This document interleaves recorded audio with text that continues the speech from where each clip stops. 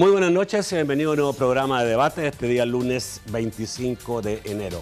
Vamos a hablar hoy día de periodismo, pero también vamos a hablar de dictadura, vamos a hablar de represión, que son lo que está ocurriendo no solo en Venezuela, también en Nicaragua, un país mucho más cercano a nosotros. Esta noche vamos a hablar con el director de la Radio Darío, que fue destruida hace pocos días y que es el sexto ataque que tiene esa emisora en todo el país. En Nicaragua hay una situación muy difícil para la prensa.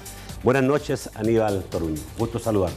Nacho, un placer poder estar aquí. Gracias por la ventana que nos das al mundo y venir a esta empresa maravillosa con la que conocí y crecí a través de mi padre, conociendo a don Boris Ezerqui, y desde luego con la presencia... Ya vamos a saludar al otro invitado. Agradecidísimo. Qué bueno. Venir acá a la reunión de la... Vamos a hablar de aquí viniste y todo. Yo quiero presentarte primero. Aníbal Toruño es un destacado hombre de medios en Nicaragua.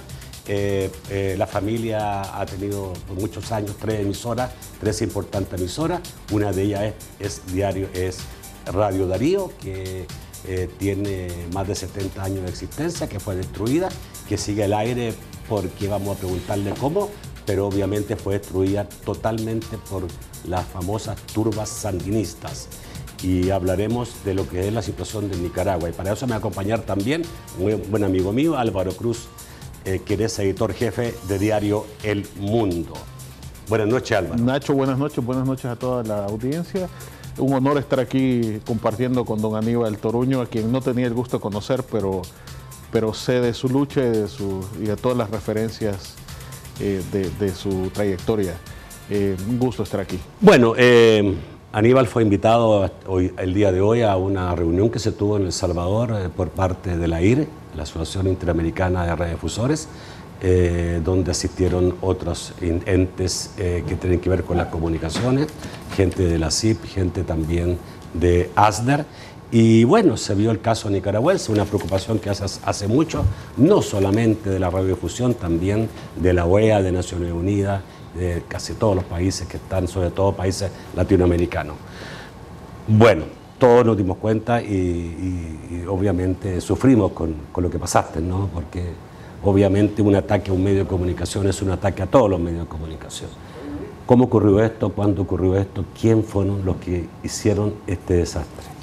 Bueno, el 18 de abril irrumpen las protestas en Nicaragua, sí, sociales, y se extienden de manera muy rápida a todo el país. Cuando eso se da, yo soy el director de la radio, entiendo que es un acontecimiento importantísimo, y me voy a cabina y pasamos 18, 19 y 20 en cabina aproximadamente hasta las 7:25 de la noche, cuando un comando de 12 paramilitares inmovilizan a la seguridad, ingresan al edificio y riegan 15 galones de combustible por el techo, por el edificio, etcétera, etcétera, y luego lo detonan con un mortero. Fue una explosión tan grande porque indudable la gasolina son gases, por lo tanto era una caldera y fue una explosión inmensa. No quedaron rastros total y completamente de lo que era la radio, la consumieron la llama y nosotros estamos 9 Aquí estamos viendo las imágenes, ¿sí? 9 periodistas, mi hijo, mi sobrino y mi persona. En ese momento creo que estamos vivos por la gracia del Señor. Hay una tercera parte. ¿No resultó parte. Nadie lesionado o muerto? Uno de las de seguridad nuestro, sí, con quemaduras de segundo y tercer grado. Sin embargo, ellos sufrieron 2 muertos en el ataque porque quienes han regado el combustible, tienen tanto combustible en sus vestidos que están a 4 o 5 metros cuando detonan. Es tan grande la explosión que les llega el fuego a ellos y se hacen antorchas humanas. Ellos 2 mueren, uno el sábado, que es el día siguiente, y el otro el domingo. La tercera parte que no pueden hacer ellos, iban a depositar 70, 80 libras de pólvora dentro del emisor una vez que iniciara el incendio, que me decía el experto que si eso hubiese pasado, los cimientos de la radio nada más hubiesen quedado. El solo hecho de salir de un lugar que está totalmente en llamas es un milagro del Señor. Y aquí estamos, luchando por nuestra nación. Ustedes tienen una tradición muy grande de muchos años, la familia tuya, tu padre, tú, una tradición radial en Nicaragua. Son conocidos, no solamente en Nicaragua, sino también en toda la región. No era la primera vez que había un atentado contra los medios que ustedes manejaban. Bueno, esta era la sexta vez, la penúltima había ocurrido en el 2008, después de las elecciones municipales. Igual fue un ataque voraz, destruyeron equipos, pero esta vez, a diferencia del anterior, estaban persiguiendo el asesinato de los que estábamos ahí. ¿Quiénes lo dirigieron? Bueno, tuvo que haber sido con orden del presidente, delegada en 2 personas. Filiberto Rodríguez, que es diputado por el Frente de Sandinista a la Comisión Justicia y Paz de la Asamblea Nacional, y un matón, Manuel de Jesús Alvarado, con un comando de 12 personas, armados y dispuestos a matar. Las anteriores, ¿hubo también atentado en el tiempo del dictador Somoza? Bueno, la primera sucede en 1978, una tanqueta destruye Radio Darío. Y mi papá me decía siempre que le había tocado vivir siempre en la acera de enfrente, y realmente fue así, porque luego vino la época sandinista, y vinieron las turbas, y comenzaron y siguieron destruyendo el país. Lo que le ha pasado a Nicaragua, y no solamente a Radio Darío, sino que a todos los medios de comunicación. En estos momentos tenemos asesinatos, tenemos confiscaciones, tenemos medios cerrados, tenemos a Miguel Mora, director de 100% Noticias, y a la CIA Ubao, directora del departamento de prensa, que están presos y están cerrados los medios de comunicación. Carlos Fernando está exiliado en Costa Rica. Sí. Y vos tenés Luis Galeano exiliado también. Jaime Arellano también está exiliado. Y básicamente tenés un Daniel Ortega que tiene un ataque voraz, sencillamente una novela de horror y de tragedia, lo que nos pasa a nosotros, porque básicamente él quiere dejar sin medios de comunicación independientes a nuestra nación. Bueno, me imagino que ellos lo acusan a ustedes de querer derrocar el régimen, de sedición, me imagino que usarán ese tipo de palabras. ¿Cómo calificas tú el actuar de ustedes? Mire, nosotros, nuestra profesión se convirtió en un delito, nos trata como criminales, y estoy segurísimo que nuestros periodistas, hombres y mujeres de prensa, salen de sus casas todos los días sin saber si van a poder regresar en esas circunstancias, por el único y sencilla razón de poder enviar esas imágenes de terror que está pasando en Nicaragua. La Comisión Interamericana de Derechos Humanos definió lo que había pasado en Nicaragua como crímenes de lesa humanidad. Eso está puntualizado y responsabiliza al presidente y a la cadena de mando de la Policía Nacional hacia abajo de los asesinatos que han ocurrido en Nicaragua. Por lo tanto, estamos enfrente de una de las dictaduras más horrorosas de Latinoamérica. Nosotros tenemos unos cuantos meses. Venezuela tiene 10 años de estar en la misma historia, pero ha sido tan rápido y tan voraz y tan violento que Daniel Ortega en 6, 8 meses ha superado todo lo que ha ocurrido en Venezuela. Para que te des una idea de la tragedia que nosotros vivimos, y porque él, desde que llegó, desmontó todo el sistema democrático y institucional del Estado de Derecho, asumió todititos los poderes del Estado. Ortega era omnipotente. Desde luego, tenía buenos socios, y luego te explico más adelante cuáles eran esos socios. La idea es saber encontrar y también tener la opinión de Álvaro. He dejado este primer bloque para que Aníbal nos pueda contar lo que es el ahora, y vamos a tratar de entender todo este problema nicaragüense con ambos invitados. Ya volvemos.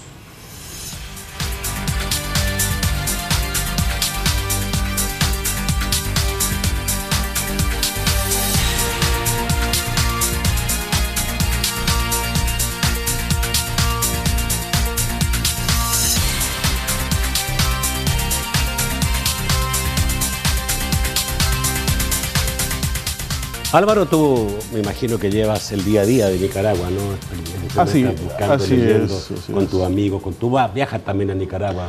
He ¿Qué dejado... pasa en Nicaragua? Ya no hay libertad de prensa. Bueno, casi nunca la ha habido, ¿no? Sí. Hay pequeños periodos muy cortos. Sí, bueno, he dejado de viajar hace unos meses precisamente porque hay un riesgo real a la integridad física de cualquier periodista, ¿verdad? Y realmente la libertad de expresión fue bastante plena en los gobiernos de Violeta Chamorro hasta que Ortega volvió al poder en 2007. De ahí progresivamente... El gobierno de Violeta nada más. No, realmente con Arnoldo Alemán y Enrique Bolaños también hubo un ambiente de libertad. Me he olvidado de estos dos presidentes. Sí. Pero el ambiente de libertad de expresión empezó a deteriorarse a partir del regreso al poder de Daniel Ortega en 2007.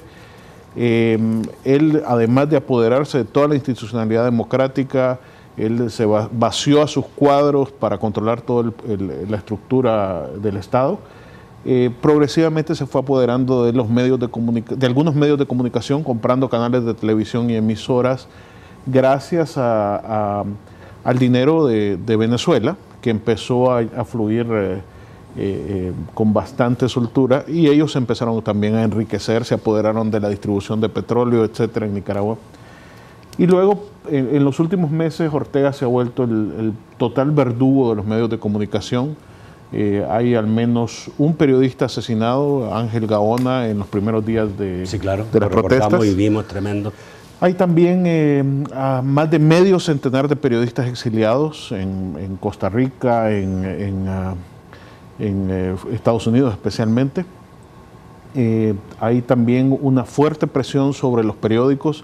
Durante 4 meses no han permitido que los periódicos saquen el papel de las aduanas, el papel, la tinta y otros insumos que habían importado legalmente a través de las aduanas. La aduana controlada por el gobierno está impidiendo que tengan papel, y es muy probablemente que los periódicos se dejen de imprimir en unos meses o semanas debido precisamente a esa restricción. Además, 100% Noticias era un canal de televisión de noticias que se enfrentó muy duramente al régimen desde abril, y ellos recibieron todo tipo de presiones hasta que finalmente fueron ocupados militarmente y sus 2 principales periodistas encarcelados.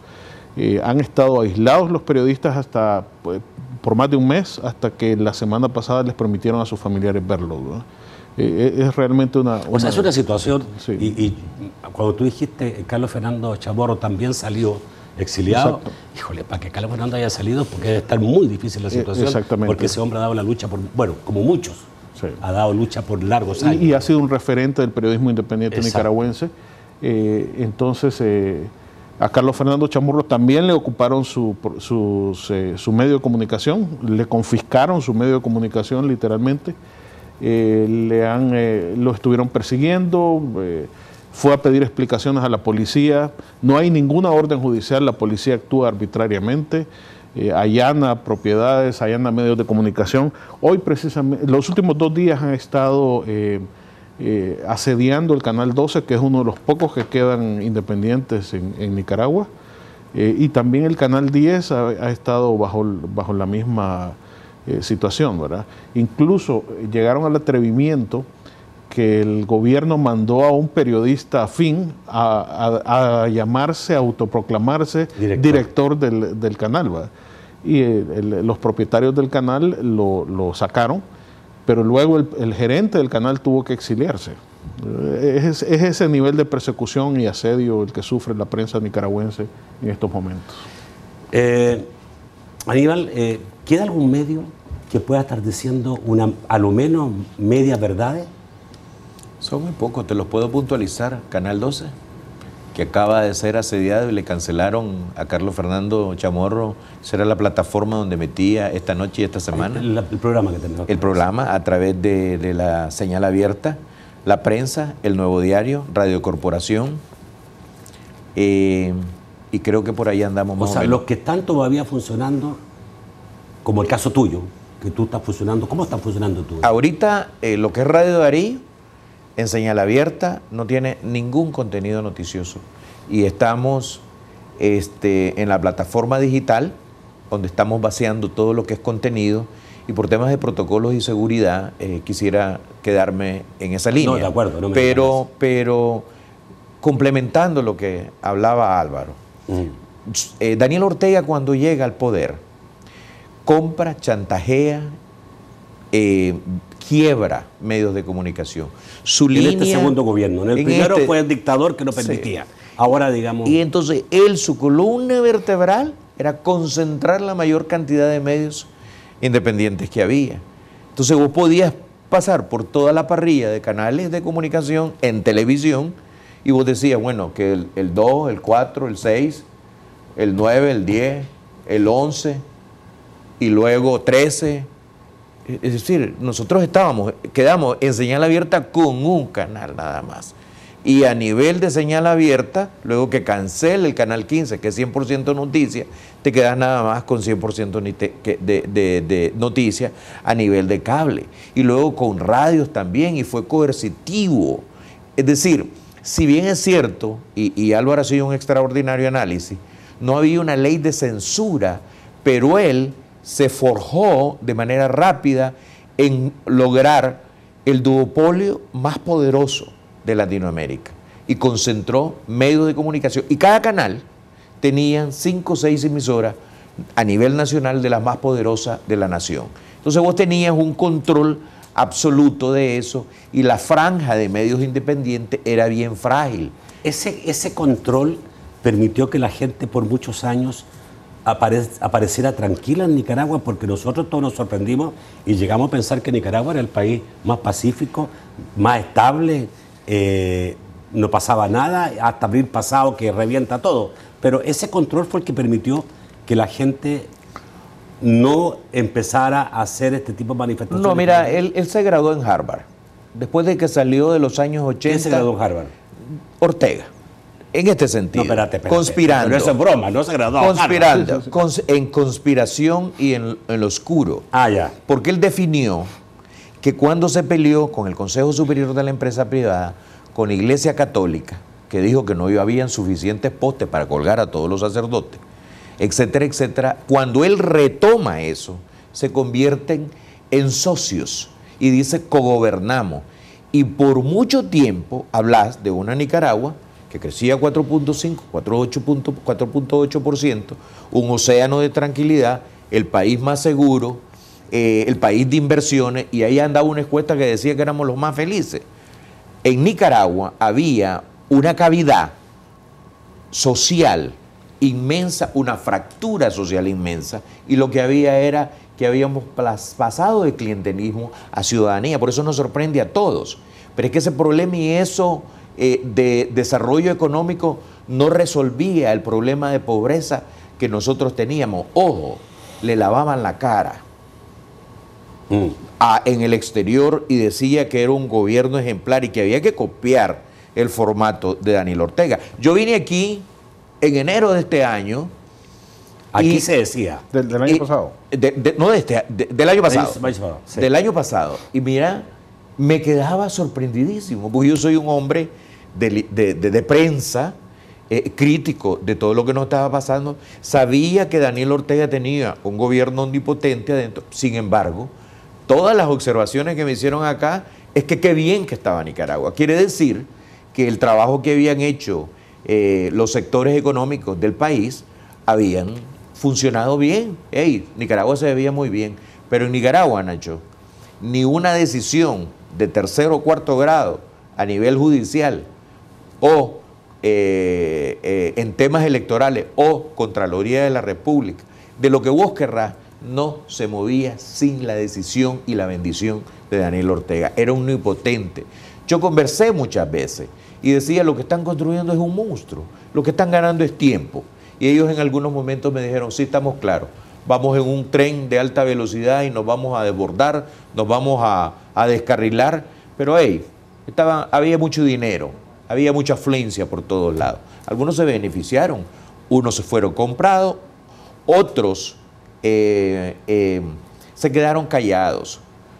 El problema de Nicaragua problema de Nicaragua no solamente es Daniel Ortega, pues que personas mayores como nosotros tenemos que asumir nuestra responsabilidad, que construir caudillos, que construir hombres fuertes, al final termina con lo que tenemos actualmente, en una dictadura, y porque lo que nos pasó nos volvió a pasar y somos un círculo.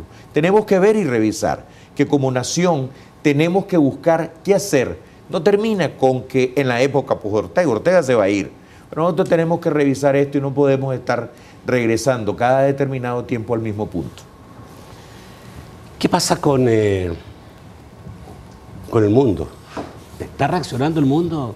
Bueno, vemos que la OEA sí lo ha hecho, básicamente en palabras de su secretario general, algunos organismos como periodísticos, como AIRE, etcétera, pero pareciera que no del todo lo que debiera hacer.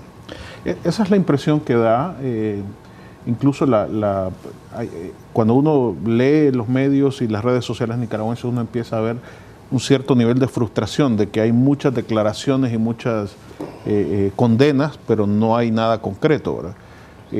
Sin duda la situación, pese a eso, la situación ha ido más acelerada que con Venezuela, por ejemplo.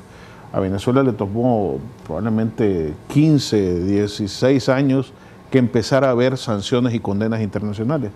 Lo de Nicaragua ha sido cuestión de meses. Pero sí no ha sido suficiente. Los gobiernos centroamericanos han sido con la notable excepción de Costa Rica, han sido especialmente cómplices con Ortega. El gobierno salvadoreño ha estado abogando por Ortega en todas las instancias internacionales y en el mejor de los casos se ha abstenido.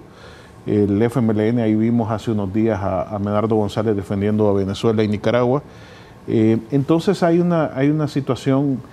Juan Orlando Hernández en Honduras tiene su propia situación autoritaria que yo creo que le da pena condenar a Ortega. Y Jimmy Morales en Guatemala es otro desastre. También complicado. ¿No? Sí. Sí. Entonces, prácticamente toda Sudamérica ha tenido un papel, excepto Venezuela y Bolivia, han tenido un papel muy fuerte contra Nicaragua, contra el gobierno de Daniel Ortega.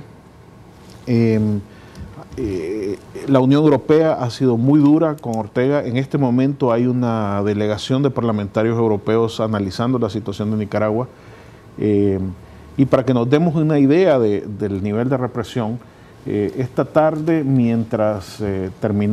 después de una reunión con algunos líderes de la sociedad civil, los líderes de la sociedad civil que se reunieron con los parlamentarios europeos fueron perseguidos y acosados por un grupo de paramilitares. Los retuvieron alrededor de media hora, le golpeaban el carro, le gritaban insultos. Bueno, no hay respeto por nada. Y finalmente los dejaron ir. No. Han atacado templos y todo. O sea, no, y cuando uno viaja a Nicaragua, el interrogatorio en migración es terrible. Yo lo viví muchas veces cuando me tocaba reportear el caso de Nicaragua por los años 80, 85, 86. Era tremendo estando también el señor Ortega en el poder. Se dice que se le puede aplicar la carta, y tú hablaste de la Carta Interamericana, la Carta Democrática Interamericana. Sí, bueno. Y eso parece que ya no funciona. Bueno, es que Álvaro precisamente mencionaba el tema de la Organización de Estados Americanos, y la Organización de Estados Americanos viene de estar secuestrada por Hugo Chávez. No olvidemos que compró los votos, ¿verdad? Y básicamente vos tenías una Organización de Estados Americanos que finalmente ha venido liberándose un poco a poco. Entonces, bien difícil. Pero mira, Daniel Ortega leyó bien el panorama. Él sabe que hay condenas, que hay sanciones, pero que el mundo democrático, inclusive los organismos internacionales, no tienen implementado el mecanismo coercitivo para detenerlo. Por esa razón, los cubanos y los venezolanos le dicen, haz lo que querrás, arremeté, destruí, que nadie va a llegar a pararte. Y nosotros no tenemos ni arma más que pecho, cerebro y manos y voz como para seguir luchando en Nicaragua, y ellos tienen las armas definitivamente. Por lo tanto, estamos indefensos, y estoy seguro que Daniel Ortega ya tiene planeado qué va a decir y qué va a expresar cuando la Carta Democrática sea aplicada a su gobierno. Y estoy seguro... ¿Qué es? Romperla. Romperla. básicamente romper y vengan a traerme, vengan a buscarme, y va a arremeter como siempre lo ha hecho sistemáticamente, detrás de una condena, detrás de sanciones, arremete contra medios de comunicación, contra la sociedad civil, contra la oposición, contra los nicaragüenses. Okay. La Carta Interamericana, para conocimiento de todos, es un documento suscrito unos 16 años atrás, 15 años atrás aproximadamente, creo que fue en Lima, por todos los países de América Latina, en la cual se establecía que cualquier país que se saliera del régimen democrático iba a ser obligado por el resto a volver a esa democracia. Pero no ha pasado, hemos visto todo lo que estamos viendo. Vamos al corte, ya volvemos.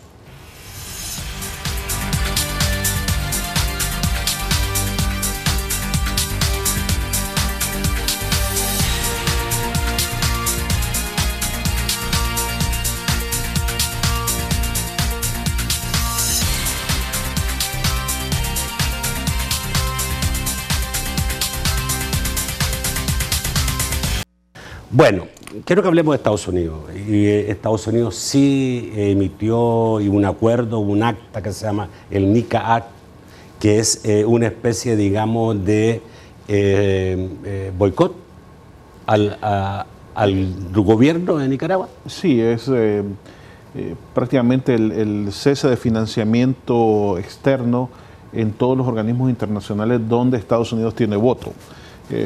Fondo Monetario Internacional, Banco Mundial, Banco Interamericano de Desarrollo, probablemente en otras instituciones menores.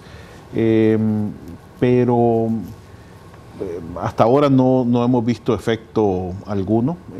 Yo personalmente tengo la impresión que el mayor efecto sobre Ortega puede ser el desenlace de la situación de Venezuela. A ver, primero evacuamos Estados Unidos. ¿Tú crees que Estados Unidos no tiene el poder para mover las cosas en Nicaragua? Por supuesto, sí lo tiene, pero tenemos esa... ¿De qué manera? Yo creo que Estados Unidos tiene ese dilema permanente de que cuando no interfiere los latinoamericanos lo criticamos y cuando interviene... Lo criticamos más. Los criticamos más. Entonces, eso por un lado. Por otro lado... creo que hay una posición bipartidista definitivamente condenando a Ortega, pero no veo, en la situación del presidente Trump, no veo mayor intervencionismo, no veo una situación de... ¿No tiene la mirada fija en América Latina? No. Creo que la está empezando a tener en Venezuela. Pero no veo en este momento una dedicación especial hacia Nicaragua. ¿Las situaciones de Nicaragua y de Venezuela son similares? ¿Depende una de otra? Muy probablemente. O sea, si cada uno, cada el otro. Sí, el régimen venezolano ha sido absolutamente intervencionista en Nicaragua, ha financiado el régimen de Ortega y también el régimen cubano. Cuba vacía sus servicios de inteligencia en los países donde los gobiernos son afines, asesora el control de la población, el control de medios. Todo esto lo hemos visto en Venezuela y Nicaragua, y muy probablemente lo han hecho en otros países. Ellos también están metidos hasta el cuello en toda la represión en Nicaragua, sin duda. ¿El Salvador no? Muy probablemente lo han intentado. Pero la institucionalidad democrática aquí funciona de otra manera, hay frenos, hay contrapesos que han evitado que caigamos en situaciones similares. Yo tengo la impresión que ya estaba Nicaragua y Venezuela que había que defender, meterse en más lío era un problema. Sí. ¿O no? No, pero yo creo que lo intentaron. Yo creo que la presencia cubana en estos países es evidente. Venezuela es el financiador, el espíritu de donde proviene, digamos, toda esta fuerza de los Ortega. Bueno, eran 550 millones de dólares anuales los que manejaban para repartirlos con una irresponsabilidad extraordinaria y para crear sumisión y para crear omisiones y para comprar conciencias. Y lamentablemente yo estoy seguro que en algún momento Nicaragua va a tener que pagar esa deuda externa. Perdón, y un país que tiene un presupuesto de 2.500 millones de dólares, es decir, la cantidad, el presupuesto, el porcentaje es muchísimo, ¿no? Entonces, es un cuarto. Sí. Entonces vos tenías definitivamente cualquier cantidad de plata en Nicaragua y tenían la capacidad, por lo tanto, de crear programas sociales que son populistas y de alguna manera compraron tiempo y espacio. No intervinieron aquí en Venezuela, o sí lo iniciaron, lo mismo en Honduras porque se les termina el tiempo. De otra manera, creo que si tuvieses un Chávez o tuvieses un Maduro con estabilidad, nuestras democracias estarían en serios problemas. A nosotros definitivamente que nos llevaron a consolidar un enorme gobierno represivo con una enorme capacidad de negocio y dinero que flotábamos en plata en Nicaragua. Me decía alguien que estaba asociado a la banca, decía, tenemos tanta plata que no sabemos qué hacer con ella. Es decir, había tanto dinero en Nicaragua que fluía por las calles. Muchos empresarios salvadoreños fueron a hacer negocios a Nicaragua y invirtieron en Nicaragua también. Es que Nicaragua se convirtió realmente desde esa perspectiva y desde el análisis económico. ¿Se convirtió eso por un buen gobierno o qué?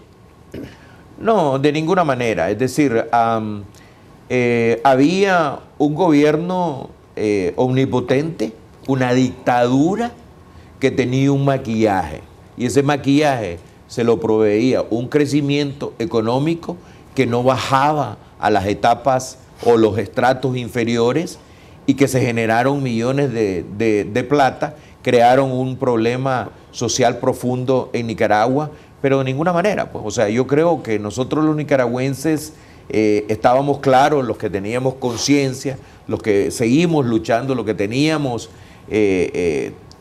clara la situación de que nosotros íbamos rumbo a un precipicio que eventualmente nos iba a alcanzar. Y eso sucedió el 18 de abril, cuando comienzan las protestas en todo el país. O sea, en un crecimiento sin base social.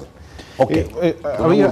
Había una macroeconomía que estaba bastante bien manejada, digamos, pero que con la reducción de la ayuda venezolana empezó a ser advertida por las calificadoras de riesgo que venía una crisis. Yo diría que la inversión salvadoreña y de los otros centroamericanos, incluso norteamericana a Nicaragua, tenía que ver también con que sí, el tema de seguridad sí era una realidad. Es decir, en comparación al Triángulo Norte, las cifras de homicidios, en Nicaragua no había pandillas, no había extorsiones.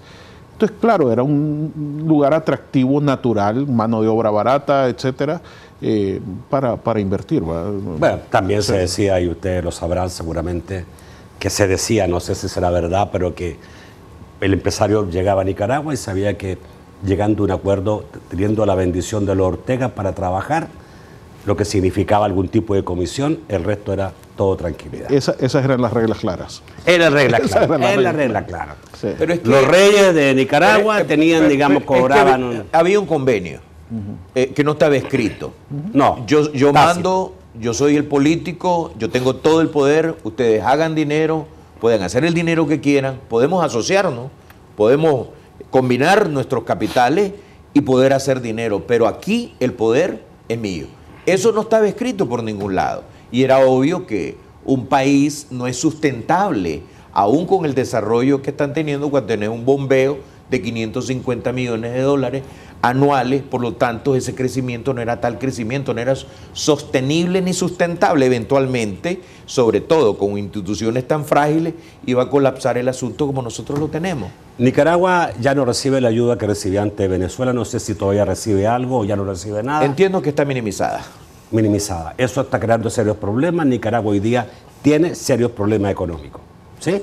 Indudable. Y la crisis económica ha provocado el drenaje de 1.300 millones de dólares, 350.000 plazas de trabajo ya no están. El gobierno dejó de percibir el 40% de los impuestos fiscales, no está recogiéndolo y lo que tenemos es un abismo. Nicaragua en un año probablemente habrá retrocedido, a este punto estamos 10 años, probablemente en un año tenemos 20 años de retrocesos. ¿Va a terminar Nicaragua como Venezuela, sin abastecimiento?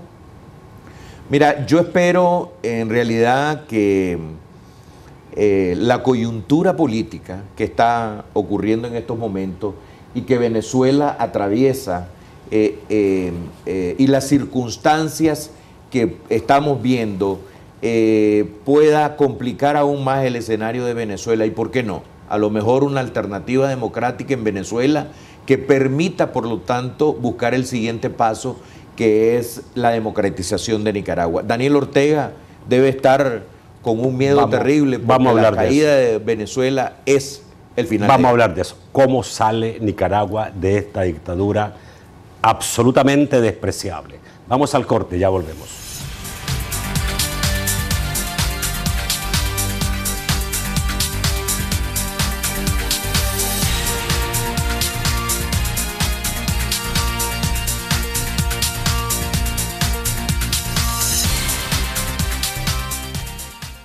Bueno, quiero preguntarles cómo se sale de esto. Tú algo empezaste a mencionar, ¿cómo se sale de este problema? Tú decías, es fundamental Venezuela. Si cae Venezuela, cae el régimen de Nicaragua. ¿Tan así? Pero bueno, yo creo, Nacho, que en realidad reside en el pueblo nicaragüense y la decisión de búsqueda de libertad. En esa convicción y en esa decisión, al final son los pueblos los que deciden a través de las manifestaciones y a través de las expresiones. Yo confío total y plenamente que así como la chispa vino el 18 de abril, otro acontecimiento en la coyuntura histórica de Nicaragua también va a permitir que la gente se salga a las calles y proteste. Y ese va a ser el final de Daniel Ortega. Pero indudable que necesitamos del apoyo de los países democráticos, de organizaciones como la Organización de Naciones Unidas, la Organización de Estados Americanos y definitivamente de las presiones económicas y sanciones al gobierno de Nicaragua, sobre todo ahora con una ley NICA Act que permite ampliar esas sanciones a funcionarios y a personas que estén dentro del sistema corrupto que ha creado Ortega. Es decir, no se queda solamente a nivel de funcionario. Pero, es decir, ahí tenés una variable y te haces una pregunta, ¿hasta dónde el CAFTA? He escuchado comentarios que el CAFTA es una variable. El CAFTA equivale básicamente a que le corten la compra de combustible de parte de los Estados Unidos a Venezuela. Okay. ¿Cuántas son las próximas elecciones en Venezuela? ¿Hay elecciones próximas o ya en Nicaragua? En Nicaragua, perdón. 2021. 2021. Sí. Ahí termina el régimen de Ortega. Oficialmente. El periodo, oficialmente. Antes no hay elecciones legislativas ni nada. No. O sea, no hay forma antes del 2021 de saber qué está pensando la gente en Nicaragua, de verdad. Pero es que eso es parte del problema. Cuando hablamos de que Ortega se tomó toda la institucionalidad democrática, es que, por ejemplo, el Consejo Electoral, se el lo equivalente, tomó, ya sabemos que el anterior presidente ya huyó del país también. Sí. Entonces, no hay ninguna forma de tener en elecciones libres y democráticas y justas con esta institucionalidad. Recuérdame, ¿cuál es la petición de la clase política opositora en Venezuela? ¿En Venezuela o en Nicaragua? Perdón, en Nicaragua. Ay, tengo pegado Venezuela. A ver, elecciones libres, han pedido una transición democrática. Yo creo particularmente que esto es un proceso que va a ser un poco más complejo de lo que imaginamos, ¿verdad? No es solo la salida de Ortega. El problema es que cuando la institucionalidad se ha manoseado de esa manera, se ha cooptado partidariamente de esa manera, al grado que hasta el ejército tiene las banderas del partido de gobierno en sus actos, entonces prácticamente lo que Nicaragua necesita es una refundación del Estado. Yo quiero volver a donde nos quedamos muchos. Ustedes seguramente no, porque por estar implicado en el tema, por ser nicaragüense, le da mucha más lectura todos los días, pero muchos nos quedamos en las grandes protestas, en atropellos que se dieron de todo tipo, en la cantidad de muertos que hubo durante 2 o 3 meses en Nicaragua permanentemente, los ataques a la iglesia, etcétera, etcétera. Y uno veía un pueblo alzado absolutamente, un pueblo nicaragüense alzado, y uno decía, ya no puede haber más, tiene que caer Ortega. Y no cayó Ortega. Un pueblo alzado pero desarmado. Entonces Ortega usó toda la represión y a sangre y fuego asesinó a más de 400 nicaragüenses, tiene más de 600 presos políticos. Solo en Costa Rica se habla de 35.000 exiliados. Aquí en El Salvador hay una buena cantidad de exiliados, sí, claro, nicaragüenses ya. Yo encuentro casi semanalmente... ¿Tú crees que un momento determinado los Ortegas, porque son los dos poderes, ¿no?, él y la esposa, los Ortegas pensaron en renunciar? Porque muchos lo pensamos, diciendo, estos señores están buscando la salida, se van a ir a Cuba, ¿cómo van a hacer? Yo creo que en algún momento lo consideraron o lo hicieron creer como una manera de ganar tiempo. Pero ellos tienen todo el poder militar. A ver, pero en ese tiempo, me acuerdo de eso, por esos días la Fuerza Armada dijo que ellos no iban a actuar en labores de seguridad atacando a la gente. A ver, ¿Qué significó eso? A ver, ¿por qué pararon las protestas? Porque empezaron a hacer una matanza de gente y a meter presa a la gente. Y entonces el ejército formalmente no intervino, ciertamente. Intervino la policía. Y el sandinismo desplegó una serie de bandas paramilitares y escuadrones de la muerte. Como siempre lo habían hecho. No, pero esta vez de una manera peor. Algunos hasta conjeturan que hubo militares venezolanos y cubanos involucrados. No ha habido pruebas evidentes, pero lo conjeturan. Y entonces estas bandas empezaron a perseguir gente, a causar un estado de terror que todavía permanece. Y obviamente la gente tiene miedo y deja de ir. Es decir, hasta la Iglesia Católica ha sido atacada, perseguida, sí, amenazada. Hay un sacerdote al que le tiraron ácido en su rostro. Claro. Es un régimen de terror. El régimen de terror le ha funcionado, pero no le va a solucionar el problema. No, eso no. La población sigue estando inconforme. Muy inconforme, muy molesta. A largo plazo ningún régimen de eso funciona. Ningún es sostenible. Ok. Uno siempre se pregunta, ¿esto sale por la Fuerza Armada? Siempre. Cuando hay regímenes dictatoriales de este tipo, la Fuerza Armada tiene una posibilidad, o aquí no tenemos otra posibilidad más que una invasión de fuera. ¿Tú crees que la Fuerza Armada no va a llegar un momento en que le va a decir a Ortega, esto es insoportable? Yo debería de pensar que tienen que asumir la responsabilidad histórica de expresarle a Daniel Ortega que sus términos y sus tiempos se terminaron. Y no solamente por nación, sino porque creo que pone en riesgo todas las inversiones millonarias de los militares, sus empresas, sus dineros en el exterior, etcétera, o sea, etcétera. El gobierno de Ortega corrompió la Fuerza Armada, como el gobierno de Venezuela ha corrompido su Fuerza Armada para permitir que ellos mantengan el poder. Yo sería cauteloso en comparar el ejército de Nicaragua con el ejército de Venezuela y los niveles de corrupción. ¿Por qué? Porque en el ejército de Nicaragua los niveles de corrupción y de narcotráfico, tanto como lo ves en Venezuela, no lo tenemos allá. Ya. Y me parece que permanece cierta institucionalidad dentro del ejército. No han podido asumir la responsabilidad histórica que deberían de haber asumido, desarmando y parando y deteniendo a Ortega de armar paramilitares y crear un tercer aparato militar que es el que le permite, sumado al aparato policía, para poder parar, y él va a la guerra con eso. Y los militares, el ejército, no hizo absolutamente nada por desarmar un cuerpo armado cuando eso viola la Constitución y también pone en peligro el hecho que ahora exista un ejército de paramilitares que de alguna manera se les puede salir de las manos. Pero ellos creo, y debo de pensar y quiero pensar, que los militares tienen la responsabilidad histórica en Nicaragua y que todavía hay tiempo para crear puertas y ventanas para que Nicaragua pueda regresar a la senda democrática, y porque nosotros los nicaragüenses lo que necesitamos son elecciones libres y transparentes. Y Álvaro decía algo más, Bueno, ok, una vez que tengamos elecciones libres y lo demás, etcétera, existe todo un aparato que construyó Daniel Ortega. Sus raíces que se profundizaron a través de toda la sociedad nicaragüense.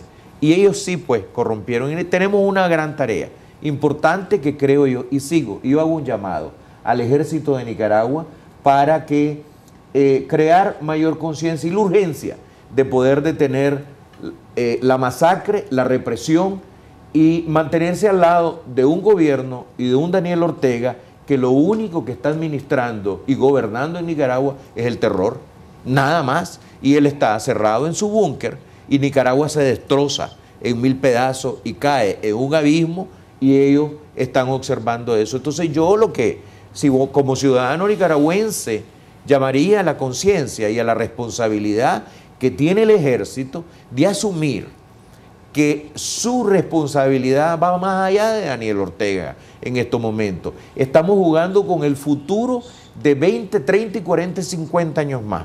Okay. Entonces, espero y confío que quede algo por ahí. ¿Cómo ves, y rápidamente, aunque me quedan 2 minutos, lo de Venezuela? Esto de que se ha creado 2 presidentes. Porque algunos dicen, por ahí puede ir la salida, de alguna forma. Bueno, es que realmente es una oportunidad. Se venció el periodo constitucional de Maduro y por lo tanto el único que está formalmente constituido es la Asamblea Legislativa, que elige un presidente en funciones y que ese es el que está reconocido por la comunidad internacional democrática. En el caso de Nicaragua tenemos que esperar hasta 2021, una vez que termine Daniel Ortega su periodo y entonces podemos poder hacer algo diferente. Esperemos de alguna manera que el país venezolano pueda y los países democráticos puedan entonces ejercer el derecho que tienen de reconocer al nuevo gobierno que es legítimo dentro de Venezuela. Por lo tanto, la coyuntura que está pasando en Venezuela creo es muy importante y yo rogaría ante el Señor que finalmente los venezolanos puedan tener tranquilidad y paz y que tengan la oportunidad de regresar a un país democrático. Y por supuesto también los nicaragüenses, lo esperamos todos. De verdad nos duele que haya este tipo de regímenes dictatoriales, autoritarios, que terminan con la libertad de expresión, que son capaces de matar, que son capaces de ir contra valores fundamentales de una sociedad y obviamente toda nuestra colaboración, toda nuestra solidaridad. Muchísimas gracias por estar esta noche, Alvarito. Por favor, un honor estar aquí. Gracias. Gracias a ti. Gracias Aníbal, y obviamente te deseamos suerte, sigue dándole lucha, sabemos, y obviamente como periodista te digo un abrazo fuerte, solidario. Gracias por la oportunidad, Nacho, un placerazo. Gracias a usted, amigo televidente, yo los espero este lunes a las 8 de la noche en un nuevo programa de debate. Que pasen muy buenas noches.